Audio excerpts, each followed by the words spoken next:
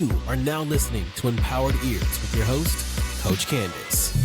Are you struggling with communication in your personal or professional relationships, or even communicating with yourself?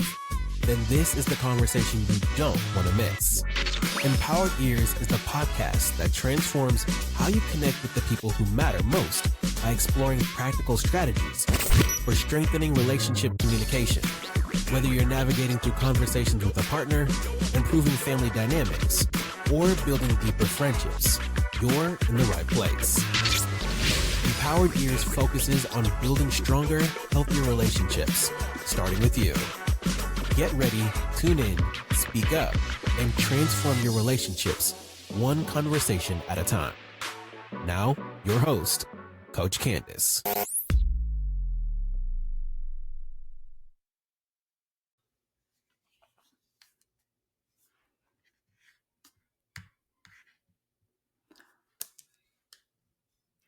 Hey guys, welcome back to this episode of the Empowered Ears podcast, where we are building healthy relationships, one conversation at a time, starting with you.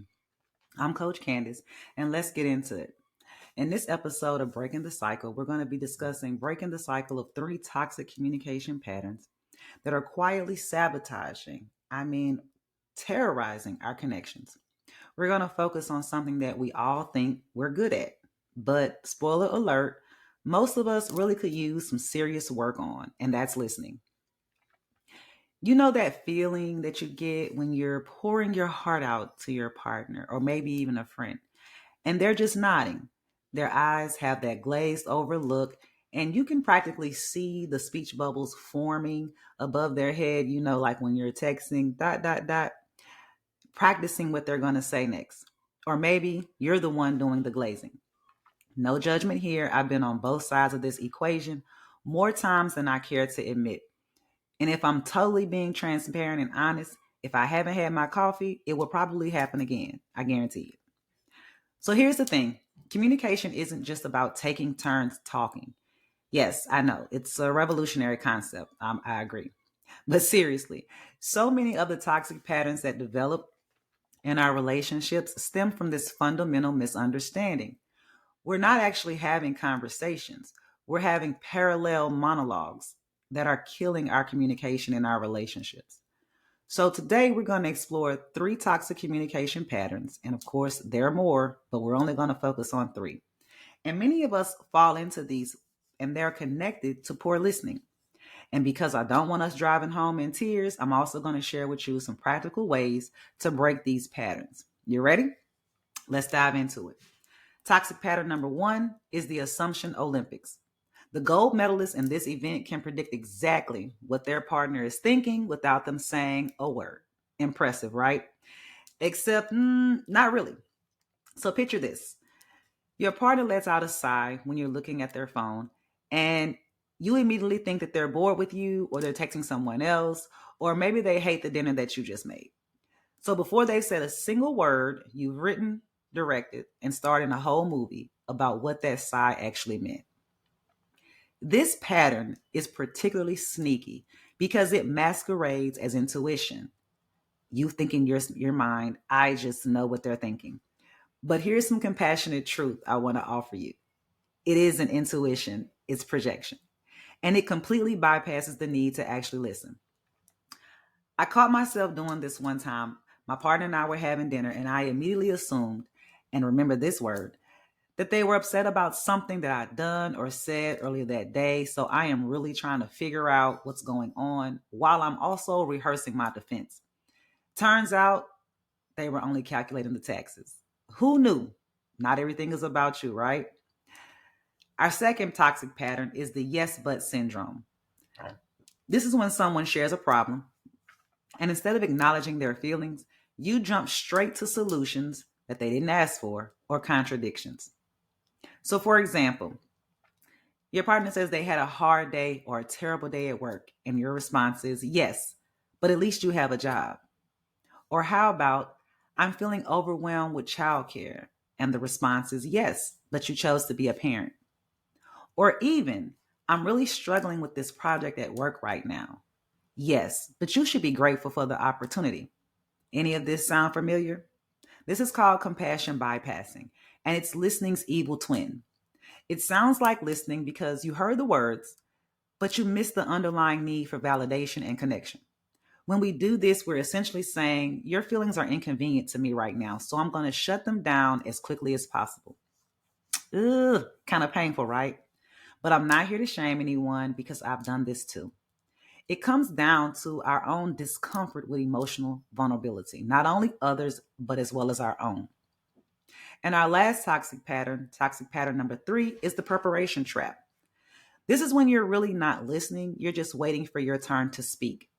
While your partner is talking, you're mentally rehearsing your response, gathering your evidence for your counter argument, right? Or planning how to one up their story. I once caught myself planning my grocery list while my partner was telling me about a real important and difficult conversation they'd had with their mother. Talk about multitasking failure. The preparation trap is particularly damaging because it creates the illusion of communication. So you're physically present. You may be even making the appropriate, oh, that sounds right. Yeah, but emotionally, you've left the building. Here's the thing about all these patterns: they create distance where there should be connection, they build walls where there should be bridges, and they almost always escalate conflicts rather than resolve them. So, what's the antidote? What do we do about this? It's not complicated, but it is challenging, only because you're not used to it. And the answer is conscious, effective listening. This means listening with your whole self, not just your ears, but your heart, your body, your full attention. And in order to be effective, you use what you heard to craft an accurate response. When we consciously listen, we create a safe space for vulnerability, the same safe space you want created for you. And vulnerability is the soil in which intimacy grows. So let's get practical. Here are 3 simple but not easy practices to transform your listening. Remember, simple, not easy. You didn't create these patterns overnight, so they won't be erased overnight. These practices are simple. The hard part is you doing the work. But grant yourself some grace because you absolutely got this. First, we have the 3-second rule. When your partner finishes speaking, count to 3 in your head before responding. This tiny pause eliminates the overlap that usually happens in heated discussions and signals to your partner that you're really considering their words. Second, the reflection practice. Before offering your perspective, briefly summarize what you heard your partner say. It sounds like this. So what I'm hearing is, and paraphrase. This isn't parroting their words, but showing that you're genuinely listening and trying to understand their perspective. And third, which has to be my absolute favorite, is the curiosity question. Instead of assuming or preparing your rebuttal, ask a genuine question about what they've shared. Can you tell me more about that? Or how did that make you feel? Questions like these signal that you're invested in understanding, not just responding. One of my clients tried the curiosity question without even realizing it, and they were pleasantly surprised. But the outcome, it was absolutely transformative. It was about household chores, which is usually a topic that usually ends with both of them feeling underappreciated. But instead of launching into her usual, I do so much around here marches, instead she asked what part of the household work felt overwhelming. The conversation that followed was so different because of this simple question, and it allowed them to come up with a solution that worked for both of them. And they felt more connected afterwards, all because she got curious instead of defensive. Now I'm going to share with you 2 studies, with their permission, of course, on how these practices work in the professional and personal world, improving relationship communication. And more importantly, how breaking these patterns can transform your connections. We'll start with Chris. He works in marketing. He's 38 years old. And he came to one of my workshops, and he was the king of the preparation trap. in both his marriage and his workplace. At home, whenever his wife started talking about her day, he would be mentally composing his responses, ready to one up her stories about how hard his day was, or offering solutions that she hadn't asked for. At work, it was even worse. During team meetings, he would be so focused on formulating his next brilliant point that he barely registered what his colleagues were saying. Once a junior team member brought up an idea, he cut them off mid sentence with, "Yes, but we tried something similar a couple of years back and it didn't work, so we're not going to go with that." The result of this was that his wife stopped sharing. She started sharing less and less with him because she didn't feel she was being heard. His team also became increasingly reluctant to contribute during their meetings. Chris was creating exactly what he feared the most: isolation. We worked on implementing the 3-second rule in both contexts. At first, he said those 3 seconds of silence were excruciating. He felt like he was going to explode. But within 2 weeks, something absolutely remarkable happened. In team meetings, one of his quietest employees shared an idea that he thought initially it was flawed. But instead of going in with his usual "yes, but," he took those 3 seconds. And in that pause, he realized there was actually merit to the suggestion. For the first time, Chris actually heard what the junior associate was saying and not what he assumed she was saying. That idea ended up leading to one of their most successful campaigns either that quarter or that year. At home, the transformation was also profound. His wife told him that she felt seen in their conversations, and it wasn't because he was saying anything different. It was just that she could tell he was actually listening to her. Second, we have a friend of mine, actually. Her name's Amara, and she's a great friend. She's 42. She's a physician. She's been married for 15 years, and she was the absolute champion of the Assumption Olympics. In her marriage, she had developed a habit of interpreting her husband's facial expressions, every sigh he made, and every text message delay. If he took too long to respond to a text, she created an entire narrative about how he was losing interest in the relationship. He must be texting someone else. It was something that she had done. If he was quiet after work, she assumed he was mad at her for something. This pattern also extended to her medical practice, where she'd often make assumptions about what her patients needed without asking any clarifying questions. If a patient mentioned fatigue, she'd immediately go down a diagnostic path based on her very first impression, and oftentimes missing very important clues that didn't fit her initial assumption. When Amara started practicing the curiosity question technique, the results were absolutely immediate and powerful.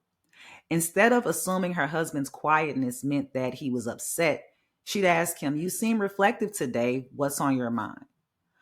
More often than not, his thoughts had absolutely nothing to do with her at all. She was the furthest thing from his mind at that time. In her medical practice, she started asking more open-ended questions. Like, "Can you tell me more about when this fatigue started?" Or, "How does this symptom affect your daily life?" Or, "How long has this symptom been affecting your daily life?" She was shocked to discover how many diagnostic clues she'd been missing by jumping to conclusions. 6 months after implementing these changes, Amara said she actually felt like she was getting to know her husband again after 15 years. And she was definitely feeling like she was becoming a better physician. She said it was humbling to realize how much she missed by thinking she already knew what people were going to say. So here's my challenge for you this week. I want you to notice your listening patterns. Are you assuming? Are you yes butting? Or are you preparing instead of truly listening? And this is no judgment, just awareness. And then try one of the practices that I discussed. Remember, the goal isn't perfect communication. The goal is connection. And real connection begins with real listening.